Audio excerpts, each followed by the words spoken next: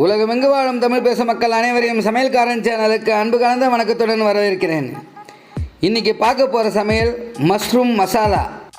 நம்ம நான்வெஜ் செய்ய முடியாத நாளில் இந்த மாதிரி ஒரு மஷ்ரூம் மசாலாவை செஞ்சு சாப்பிட்டோம்னா கறி குருமாவை அடிக்கிற மாதிரியே இருக்குதுங்க. இது சேம் மட்டன் உருளைக்கிழங்கு குருமா செஞ்சு போன வாரத்தில் அதே டேஸ்ட்டு கிடச்சிச்சிங்க.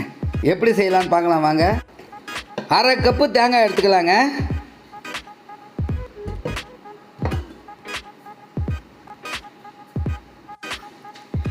கசகசா 1 டீஸ்பூன் எடுத்துக்கலாங்க. கொஞ்சம் திக்கு வர்றதுக்கு தான் இந்த மசாலா. அதே மாதிரி மணமாக இருக்கிறதுக்கு சோம்பு 1 டீஸ்பூன் எடுத்துக்கலாம். ஒன்றும் இல்லைங்க, சின்னதாக இந்த அளவுக்கு தான் எடுத்துக்கணும். நம்ம செய்கிற குவான்டிட்டிக்கு 1 பட்டை, 1 லவங்கம், 1 ஏலக்காய், 10 மிளகு, 6லேருந்து 7 முந்திரி எல்லாத்தையும் போட்டு நம்ம மிக்சியில் கிரைண்ட் பண்ணி எடுத்துக்கணும். தண்ணி கொஞ்சம் சேர்த்துக்கலாங்க. அப்படியே கிரைண்ட் பண்ண முடியாதுல்ல, தண்ணி சேர்த்துட்டு நைஸாக அரைச்சி எடுத்துக்கலாங்க. ஒரு பேன் எடுத்துகிட்டு அதில் 3 டேபிள் ஸ்பூன் ஆயில் சேர்த்துக்கலாம். ஆயில் சேர்த்துக்கின பிறகு திருப்பியும் அதே பிரிஞ்சி இலை, பட்டை 2, லவங்கம் 2, ஏலக்காய் 2 இதை நம்ம சேர்த்துக்கலாங்க. அதை நம்ம அரைச்சிட்டோம், இதை அப்படியே சேர்க்குறோம்.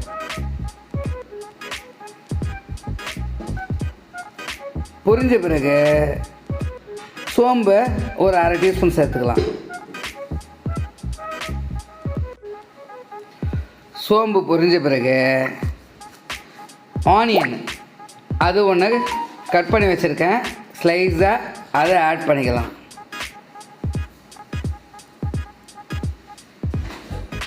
ஆனியன் வதங்கட்டுங்க. ஆனியன் வதங்கின பிறகு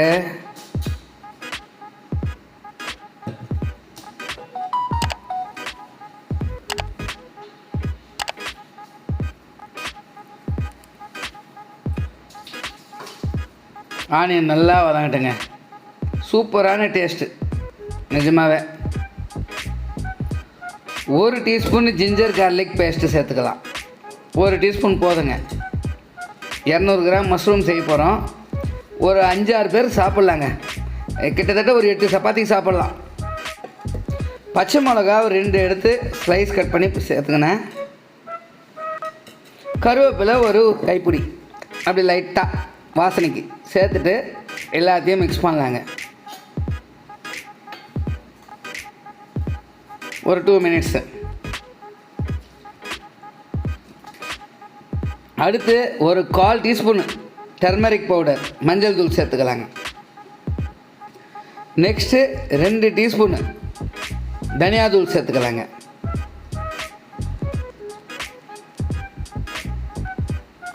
அடுத்து 1 டீஸ்பூன் மிளகாய் தூள் சேர்த்துக்கலாங்க.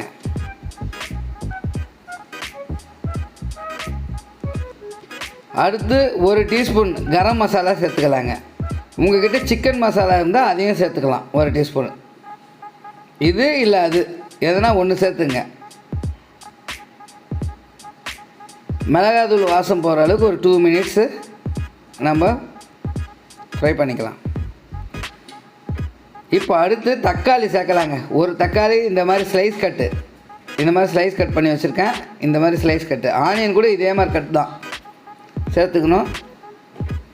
இப்போது தக்காளி வதங்கட்டும், கொஞ்சம் குழம்பு மாதிரி ஆகட்டுங்க.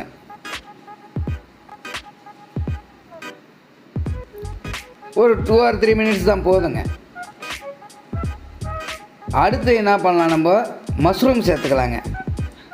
மஷ்ரூம் ஆல்ரெடி நான் வாங்கி கழுவி இந்த மாதிரி சின்னதாக கட் பண்ணி வச்சுருக்கேன். ரொம்ப சின்னதாக கட் பண்ணிடாதீங்க, தெரியவே தெரியாத போயிடும். இந்த சைஸில் இருக்கட்டும். இப்போ நம்ம மிக்ஸ் பண்ணி விடலாம். அந்த மசாலாவில் நல்லா மிக்ஸ் பண்ணி விட்டுட்டு 5 நிமிஷம் மூடி போட்டு நம்ம வேக வைக்கலாங்க.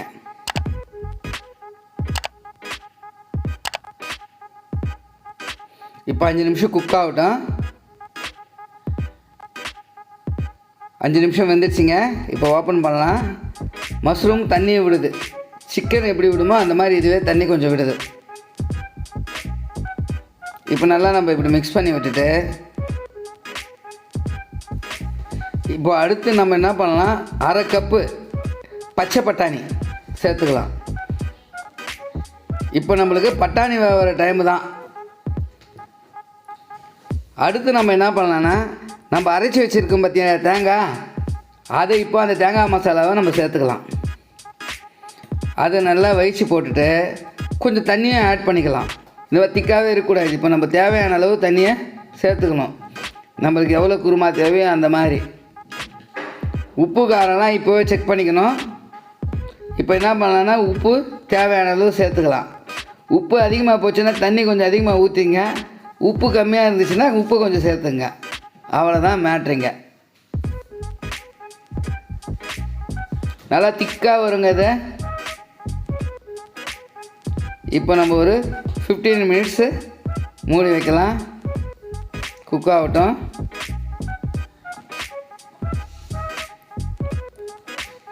ஆயிடுச்சிங்க 15 நிமிஷம். ஓப்பன் பண்ணி பார்க்கலாம். அவ்வளோதாங்க. தண்ணியாக இருக்கிற மாதிரி தான் தெரியும். கலக்குனா இந்த மாதிரி திக்காகிடும். இப்போ லாஸ்ட்டாக வந்துட்டோம் நம்ம ஃபைனல் ஸ்டேஜு.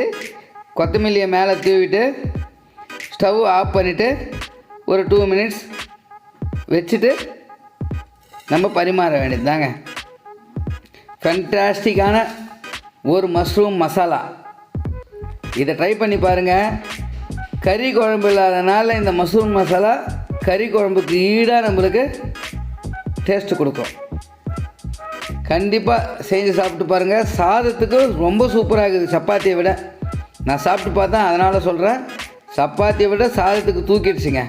மீண்டும் அடுத்த வீடியோவில் சந்திக்கும் வரை நன்றி கலந்த வணக்கத்துடன் உங்கள் சமையல்காரன் ஜேபி.